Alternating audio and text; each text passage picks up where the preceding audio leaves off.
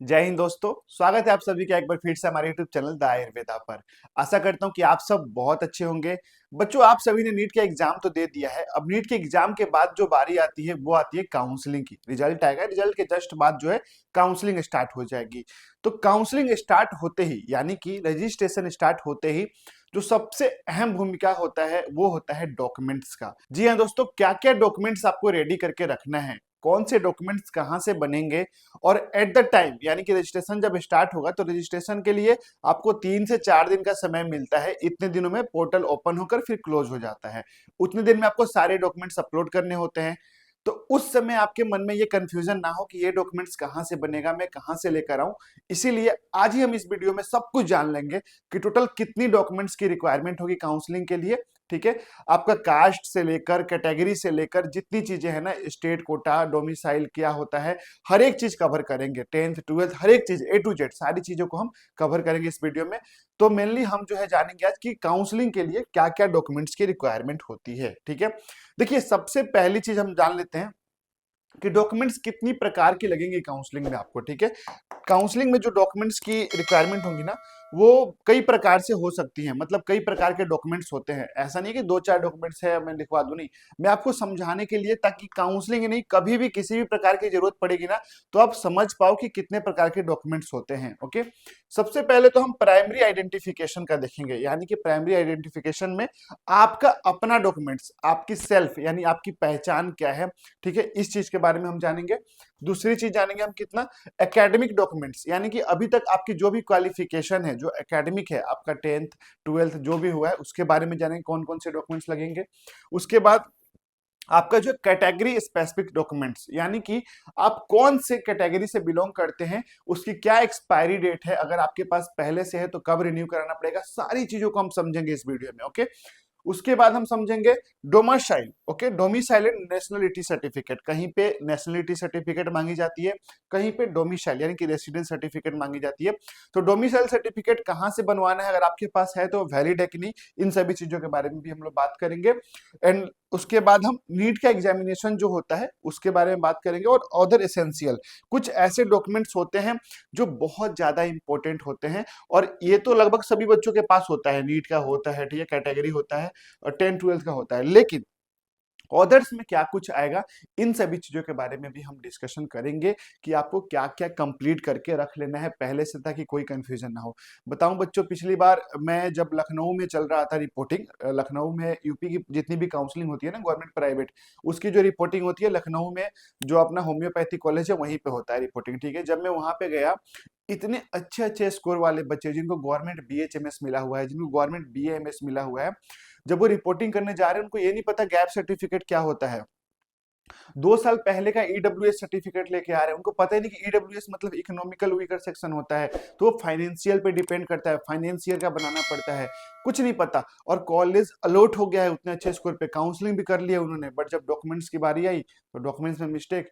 और at the time कहाँ से डॉक्यूमेंट्स लेकर आएंगे, वो मौके पे जब आपका जो एग्जामिनर बैठा होगा वहां पे, वो तो डॉक्यूमेंट्स मांगेगा, वो कुछ नहीं सुनते, वो कि नहीं भैया कल दे देंगे, परसों दे देंगे, नहीं सुनते वो सीधे आपकी सीट कैंसिल करेंगे और बोलेंगे बच्चा आया ही नहीं, डॉक्यूमेंट्स में एरर था। ओके, तो ये नौबत जो है आपके सामने ना है, इसके लिए आप डॉक्यूमेंट्स रेडी कर लेना, नोट डाउन कर लेना कॉपी पेन लेके आप। ठीक है, सबसे पहले हम लोग देख लेंगे प्राइमरी आइडेंटिफिकेशन में क्या कुछ रहता है। ओके, प्राइमरी आइडेंटिफिकेशन में देखिए क्या होता है। सबसे पहले तो होता है वैलिड प्रूफ, यानी कि आपका या तो आधार कार्ड होना चाहिए, पासपोर्ट होना चाहिए, वोटर ID, इनमें से कोई एक जो आपकी पहचान कराए कि ये आप ही हो। ठीक है, ये आप ही की आधार नंबर से जो आप लिंक करोगे पहचान कराए। ओके, दूसरी चीज क्या है, स्कैन पासपोर्ट साइज फोटोग्राफ। अब फोटोग्राफ कौन सा लगाना है आपको डॉक्यूमेंट्स में अपलोड करने टाइम, यानी कि अभी कौन सा रेडी करके रखना है, जो आपने नीट में दिया था ना, जो आपने नीट में दिया था जिसमें डेट और आपका नाम था, वो फोटो होना चाहिए। ठीक है, वो बहुत इंपॉर्टेंट है।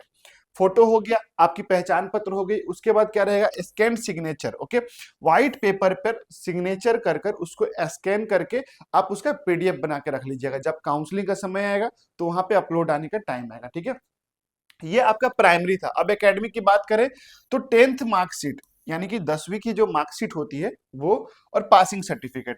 अब कहीं कहीं पे जो मार्कशीट होता है ना, इसी में पासिंग सर्टिफिकेट भी इंक्लूड होता है, मतलब एक ही पेपर में। लेकिन कहीं कहीं किसी किसी स्टेट में क्या करते हैं कि मार्कशीट अलग देते हैं, पासिंग सर्टिफिकेट अलग देते हैं, जैसे कि महाराष्ट्र में। ठीक है, तो जो भी आपके स्कूल से, आपके बोर्ड से मिला होगा वो आप कंसिडर कर ले। ओके, उसके बाद 12th की मार्कशीट, अगर पासिंग सर्टिफिकेट अलग से मिला है तो वो भी रख ले आप। ठीक है, नेक्स्ट जो आता है आपका लास्ट अटेंडेंस सर्टिफिकेट। ये क्या होता है?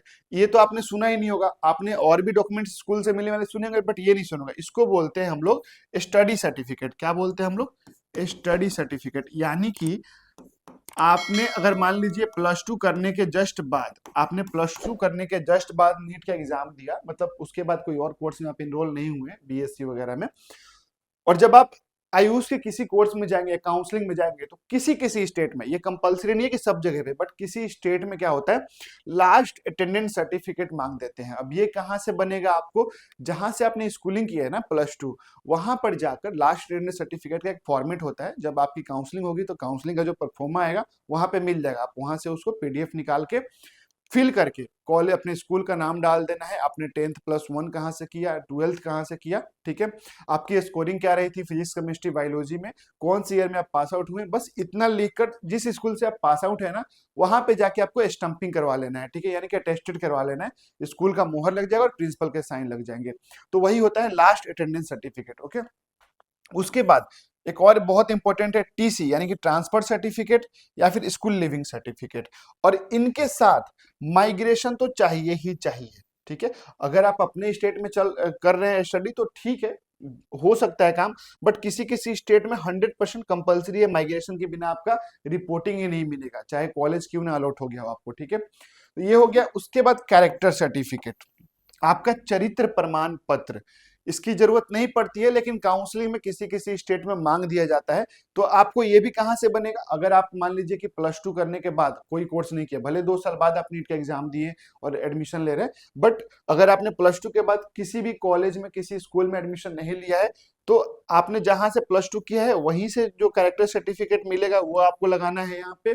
अगर आपने बीएससी कर लिया, आपने कोई और कोर्स कर लिया, तो जो लास्ट जो भी कॉलेज या इंस्टीट्यूट था आपका, वहां से आपको कैरेक्टर सर्टिफिकेट निकलवा लेना है। ठीक है, अच्छा, माइग्रेशन में भी कंफ्यूजन होती है बच्चों को, सर मेरा प्लस टू तो 2 साल पहले हुआ था, मैंने जो है बीएससी में एडमिशन ले लिया था, अब 1 साल मैंने पढ़ाई कर ली, अब जो है बीएमएस में एडमिशन ले रहा हूँ, आयुष के किसी भी कोर्स में एडमिशन ले रहा हूँ, तो 1 साल ही हुआ पढ़ाई मेरा कॉलेज में, तो वो माइग्रेशन कहाँ से लेकर आऊं? प्लस टू वाली तो मैंने वहां पे जमा कर दिया बीएससी के टाइम।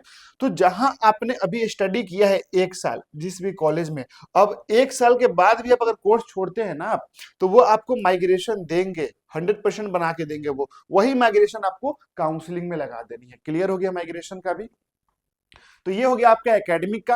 अब हम बात कर लेते हैं किसका? Category specific certification. ओके, यानी कि कैटेगरी जो सबसे बहुत मतलब बहुत जरूरी है, इसको समझना बहुत ज्यादा जरूरी है, बच्चे बहुत मिस्टेक करते हैं यहाँ पे। ठीक है, अगर आप किसी भी कैटेगरी से हैं, एससी एससी, तो आपके पास सर्टिफिकेट होना चाहिए, ओबीसी एनसीएल सर्टिफिकेट होना चाहिए, ईडब्ल्यूएस होना चाहिए। इनमें से जो भी आपके पास आप बिलोंग करते हैं, जिस भी कैटेगरी से, जो आपने नीट के फॉर्म में भी डाला होगा शायद, तो ये सर्टिफिकेट तो आपके पास होना चाहिए। अब दूसरी एक इंपॉर्टेंट बात क्या है कि अगर आप ओबीसी से हैं, तो आपका जो ओबीसी का सर्टिफिकेट है ना, ये 1 ईयर से ज्यादा पुराना नहीं होना चाहिए। इस बात को ध्यान रखिएगा। पहले लोग 5-5 साल पुराना ओबीसी का सर्टिफिकेट लेके आते थे। रिन्यू करवा लो जाके ऑफिस में, कुछ नहीं लगता, रिन्यू होके आ जाएगा। अभी समय भी बहुत है, आराम से करवा दो। क्या पता इन केस एग्जामिनर जो बैठा होगा रिपोर्टिंग टाइप पे, जो इन्वेस्टिगेटर बैठा होगा, अगर वो मना कर दे, तो इसलिए रिन्यू करवा के रखो आप इसको। ठीक है, अब ईडब्ल्यूएस क्या होता है भैया? ईडब्ल्यूएस वालों का क्या है? ईडब्ल्यूएस यानी कि इकोनॉमिकल वीकर सेक्शन होता है। इसका मतलब जनरल कैटेगरी में जो फाइनेंशियल कंडीशन से अच्छे नहीं होते हैं, जिनका एक सेट है गवर्नमेंट की तरफ से लिमिट कि इतना ईयरली इनकम है उनका, उससे अगर कम होता है तो उनके लिए ईडब्ल्यूएस सर्टिफिकेट बनाया जाता है। तो जहां पे फाइनेंशियल आ गया, यानी कि फाइनेंशियल कब से शुरू होता है आपका? 1 अप्रैल से शुरू होता है हर एक साल में। ठीक है, तो अगर आपने 1 अप्रैल के पहले का सर्टिफिकेट बनवाया है लास्ट ईयर, तो वो एक्सपायर हो चुका है, आपको रिन्यू कराना पड़ेगा ईडब्ल्यूएस का सर्टिफिकेट अपना। और अगर उसके बाद का कराया है, तो आप ये देख लीजिए कि इस बार यानी कि मार्च के बाद अगर आप लगा रहे हैं तो भी आपका वो एक्सपायर हो चुका है, तो उसको भी आप रिन्यू जरूर करवा लीजिए। तो ईडब्ल्यूएस का सर्टिफिकेट कहने का मतलब सीधा है कि एवरी ईयर रिन्यू होता ही होता है, ठीक है। चलिए, अब एक और तरह का सर्टिफिकेट होता है, आप जानते होंगे, आपने सुना होगा सेंट्रल सर्टिफिकेट कास्ट में और स्टेट सर्टिफिकेट। अब ये क्या होता है? अगर आप मान लीजिए यूपी से हैं, अगर आप मान लीजिए महाराष्ट्र से हैं, अगर आप मान लीजिए किसी भी स्टेट से हैं, किसी भी अदर स्टेट से हैं, अगर आप अपने खुद के स्टेट में एडमिशन ले रहे हैं तो आपके पास स्टेट का ओबीसी सर्टिफिकेट या कोई भी कैटेगरी का स्टेट सर्टिफिकेट होना चाहिए, ठीक है। स्टेट गवर्नमेंट का सर्टिफिकेट होना चाहिए। अगर आप अपना स्टेट छोड़ के दूसरे स्टेट में जा रहे हैं और अगर आप कैटेगरी का बेनिफिट उठाना चाहते हैं तो आपके पास सेंट्रल का सर्टिफिकेट होना चाहिए, सेंट्रल का कास्ट सर्टिफिकेट होना चाहिए। तभी आप अपने स्टेट से दूसरे स्टेट में जब जाएंगे तो ओबीसी का फायदा अगर आपको उठाना है, ठीक है, तो आपके पास सेंट्रल का ओबीसी सर्टिफिकेट होना जरूरी है। कहाँ बनेगा भैया? पास वाले साइबर से संपर्क करें, ब्लॉक से संपर्क करें, अपने जहां सारे सरकारी कार्यालय होते हैं वहीं से आप संपर्क कीजिए। इतना क्लियर हो गया? चलिए, अब हम देख लेते हैं नेक्स्ट क्या है, ठीक है।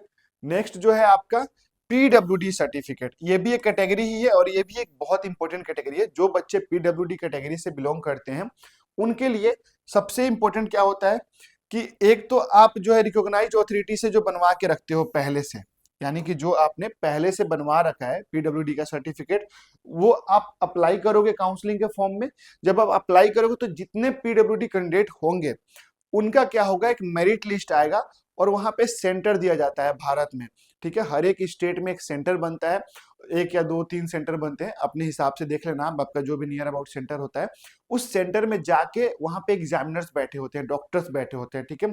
वो आपकी जो पीडब्ल्यूडी सर्टिफिकेट पहले से बनी होती है ना, उसकी वेरिफिकेशन करते हैं, साथ ही साथ ओरिजिनल पीडब्ल्यूडी एक और बना के देते हैं सर्टिफिकेट, यानी कि आपकी जो भी हेल्थ इशू है उसको देखकर वो एक सर्टिफिकेट बनाकर देंगे आपको, और वही सर्टिफिकेट पूरे काउंसलिंग में चलेगा आपका। यानी कि अगर कोई कॉलेज अलॉट होता है तो आप पुराना वाला लेकर आप नहीं जाएंगे, पुराने वाले के बिहाफ पे दोबारा चेकअप होके आपको एक नया सर्टिफिकेट दिया जाएगा, काउंसलिंग बढ़ी देगी आपको, वही लेकर आपको जाना है रिपोर्टिंग के लिए, ठीक है। उसके बाद क्या आता है आपका डोमासाइल सर्टिफिकेट। क्या होता है भैया? अब ये भी समझने की बात है। डोमासाइल सर्टिफिकेट जो होता है इसको कुछ लोग क्या बोलते हैं, रेसिडेंस सर्टिफिकेट, मतलब निवासी, ओके। कहीं कहीं पे निवास प्रमाण पत्र बोला जाता है, महाराष्ट्र में खास करके जो है रहीवासी बोला जाता है इसको, ठीक है। तो ये डोमासाइल सर्टिफिकेट है, यानी कि आप किस राज्य से बिलोंग करते हैं, नेशनलिटी क्या है आपका, आप इंडिया से तो हैं लेकिन इंडिया में किस राज्य से हैं। जब आपके पास प्रूफ रहेगा तभी तो आप उस राज्य के लिए एलिजिबल रहेगा ना, कि आप स्टेट कोटा से जाएंगे कि ऑल इंडिया कोटा से जाएंगे, ठीक है।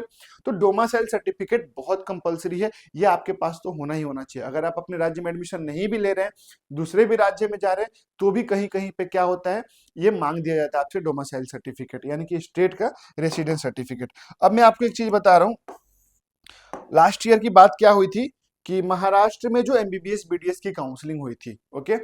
हालांकि आज तक ऐसा हुआ नहीं था। अब जो बच्चे आउट ऑफ महाराष्ट्र के थे उन्होंने महाराष्ट्र की काउंसलिंग करी और महाराष्ट्र में कोई कॉलेज मिल गया उनको, गवर्नमेंट या प्राइवेट जो भी मिला हो, ठीक है। तो क्या हुआ, जब वो काउंसलिंग करने गए तब पता चला कि महाराष्ट्र में डोमिसाइल सर्टिफिकेट मांग रहे हैं, ना कि सिर्फ महाराष्ट्र के बच्चों से, जो महाराष्ट्र के बाहर से जा रहे हैं उनसे भी मांगी जा रही है, क्योंकि महाराष्ट्र में नेशनलिटी सर्टिफिकेट चलाता है, ठीक है। अब हमारे जो अदर स्टेट्स में, यूपी है, बिहार है, राजस्थान में, इधर नेशनलिटी सर्टिफिकेट नहीं होता है, यहाँ क्या होता है, डोमिसाइल सर्टिफिकेट होता है, रेसिडेंस होता है, निवास होता है, ठीक है। तो आपको क्या करना पड़ेगा, ये बनवा के ले जाना पड़ेगा। नेशनलिटी नहीं है आपके पास फिर भी डोमासाइल होना चाहिए, आपने स्टेट का जो है पहचान पत्र आपके पास होना चाहिए, ठीक है। इतना सर्टिफिकेट हो गया ये। उसके बाद अगर हम बात करेंगे तो नीट का एग्जामिनेशन की बात करते हैं कि जो नीट का आपने एग्जाम दिया उसका एडमिट कार्ड आपके पास होना चाहिए, ठीक है। स्कोर कार्ड होना चाहिए, ये बहुत जरूरी है। अगर एडमिट कार्ड अभी भी आपके पास नहीं है तो आपके जीमेल पे आया होगा, आपने डाउनलोड किया होगा या फिर डाउनलोड करके प्रिंट करा के उसको संभाल कर रख लीजिए आप, ओके। उसके बाद अदर इसेंशियल सर्टिफिकेट में गैप सर्टिफिकेट एक तो हो जाएगा आपका। अब भैया गैप सर्टिफिकेट क्या होता है, कहाँ से बनेगा, ठीक है। मान लीजिए आपने +2 किया है 2024 में और 2025 में आपने नीट का एग्जाम दिया और 2025 में ही आप एडमिशन ले रहे हैं, 2025 में एडमिशन ले रहे हैं, तो आपको गैप सर्टिफिकेट की रिक्वायरमेंट नहीं है, ओके। लेकिन जैसे ही 2024 से पहले आपने प्लस टू किया होगा, यानी कि 2023, 22, 21, 20, 19, 18, 17, जब भी आपने किया होगा प्लस टू, जितने भी साल का गैप है वो गैप सर्टिफिकेट आपको उतने सालों का बनवाना पड़ेगा। कहाँ से बनेगा? नियर जो भी नोटरी ऑफिस होगा ना आपका पास में, जहाँ पे बैंक का बोल रहा हूँ, सॉरी, जहाँ पे आपका कोर्ट का कार्यालय होता है, जो वकील वगैरह बैठते हैं, एडवोकेट बैठते हैं, वो आपको बनाकर तहसील वगैरह से आराम से दे देंगे। कितने में बनेगा भैया? ये आपको बनेगा 10 रुपया, 50 रुपया, 100 रुपया के स्टाम्प पेपर पे भी बन जाता है। जो अवेलेबल हो उतने में बनवा लीजिएगा, सभी वैलिड है, बस एफिडेविट होना चाहिए आपका। ओके। उसके बाद इनकम सर्टिफिकेट। अब इनकम सर्टिफिकेट की क्या रिक्वायरमेंट है? मान लीजिए कि आप ओबीसी से हैं, एससी से हैं, एसटी से हैं, ठीक है, तो आपको जो है मे बी स्कॉलरशिप के लिए आप एलिजिबल हो एडमिशन के बाद, तो स्कॉलरशिप के लिए इनकम सर्टिफिकेट तो लगेगा बाद में। कहीं कहीं पे क्या होता है, काउंसलिंग में रिपोर्टिंग के टाइम पे ही इनकम सर्टिफिकेट मांग देते हैं, ठीक है। अगर इनकम सर्टिफिकेट नहीं है किसी के पास, तो अगर आप आईटीआर फिल कर रहे हैं, ठीक है, अगर आप आईटीआर फिल कर रहे हैं, इनकम टैक्स रिटर्न फिल कर रहे हैं, तो आप वो भी दिखा सकते हैं अपना, ठीक है। लेकिन इनकम सर्टिफिकेट होना चाहिए आपके पास अगर आप स्कॉलरशिप के लिए सोच रहे हैं तो, ठीक है। अदरवाइज काउंसलिंग में बहुत ज्यादा जरूरत नहीं पड़ती। तो ये सारे डॉक्यूमेंट्स जो हमने बताए, ये सभी डॉक्यूमेंट्स आप रेडी करके रख लीजिए। और काउंसलिंग से रिलेटेड हर एक प्रकार की वीडियो जब काउंसलिंग स्टार्ट होगी तब, और उससे पहले हर एक स्टेट की कॉलेजेस की वीडियोस, फीस, कट ऑफ, हर एक चीज आपको इस चैनल पे मिलती रहेगी। तो बच्चों, मैं आशा करता हूं कि आप सबने हमारा यूट्यूब चैनल दी आयुर्वेदा को सब्सक्राइब कर लिया होगा, ताकि ऐसी ढेर सारी इंफॉर्मेटिव वीडियो आपके पास पहुंच सके। मिलते हैं फिर नेक्स्ट वीडियो में। Thank you so much.